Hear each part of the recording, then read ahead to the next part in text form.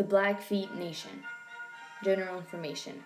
The Blackfeet Indian Reservation is home to the 17,321 member Blackfeet Nation, one of the 10 largest tribes in the United States. Established by treaty in 1855, the reservation is located in northwest Montana. The culture. The Blackfeet people have occupied the Rocky Mountain region for more than 10,000 years. In the 18th and 19th centuries, the four Blackfeet bands, the North Piegan, the South Piegan, the Blood, and the Siksika, occupied much of the northern plains and were nomadic, following the seasonal grazing and migration of the buffalo. Members of the Blackfeet Nation in the United States primarily descend from the South Piegan. To this day, they use the land for cultural and spiritual purposes. The name. One story is that they were called Blackfoot because they blackened their moccasins with ash. Other scholars argue that it is because the tribe wore black moccasins in order to distinguish themselves from the other tribes. Clothes. The types of clothes worn by the men depended on the weather and the occasion. In warm weather, men and boys wore little clothing, usually just a breechcloth. In cold weather, they wrapped up in a warm robe of tanned buffalo skin. All their clothing, their beds, and their homes were all made from the skins of animals, which were sewn together with the sinews of a deer. The Blackfoot men also wore fringed buckskin tunics, which were often decorated with beads and furs, which were sometimes worn with leggings. Blackfoot leaders wore upright feathers, often arranged in a halo war bonnet decorated with eagle feathers, ermine fur, and beadwork. The women wore ankle-length buckskin dresses, which were decorated with beads and accompanied with leggings in cold weather. The shelter. The Blackfoot tribe lived in teepees, which looked like tripod tents, and which were used by most of the tribes in the Great Plains.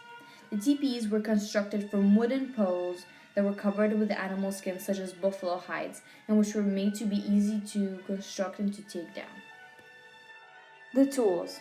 The weapons used by the Blackfoot tribe included bows and arrows, war clubs, spears, lances, and knives. They also used shields made of buffalo hides for protection. The maul, which was made from river rocks, is similar to a hammer and was used either as a hammer or a weapon to capture its prey. A shaft straightener is used to straighten the shaft of the arrow, which is made out of strong types of wood so the shaft didn't break as easily. The pipe was also an important tool as it had a big spiritual meaning. The language. The Blackfoot tribe spoke in the Algonquian language, which is spoken by 8,000 people in southern Alberta and northern Montana. The two main dialects are called Piikani and Siksika Blackfoot. The primary staple food of the Blackfeet people includes bison meat, pemmican, which is made from choice-cut bison meat and wild cherry paste, dépouillère, which is made from the fatty substance taken from a bison's backbone, camas root, and waterfowl eggs. Their location. The Blackfoot are people of the Great Plains Native American culture group. The American Great Plains region mainly extended across states of Iowa, Kansas, Minnesota, Missouri, Nebraska, North Dakota, and South Dakota.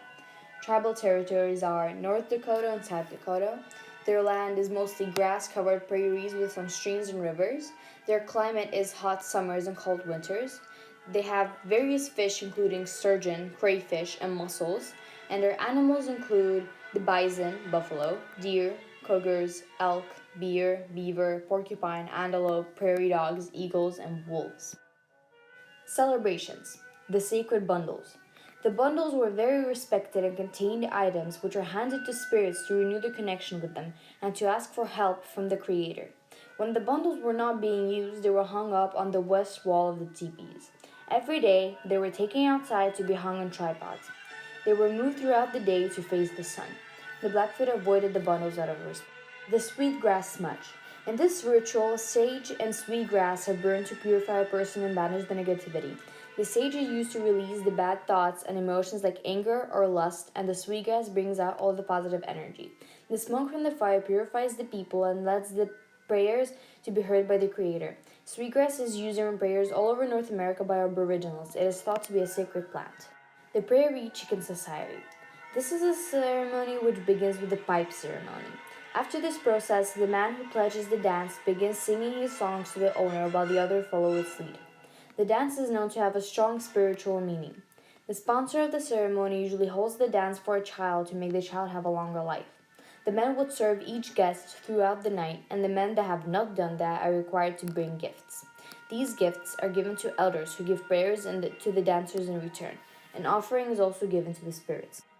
Pipe ceremony. In the black culture, smoking pipe was considered a ritual sacred ceremony.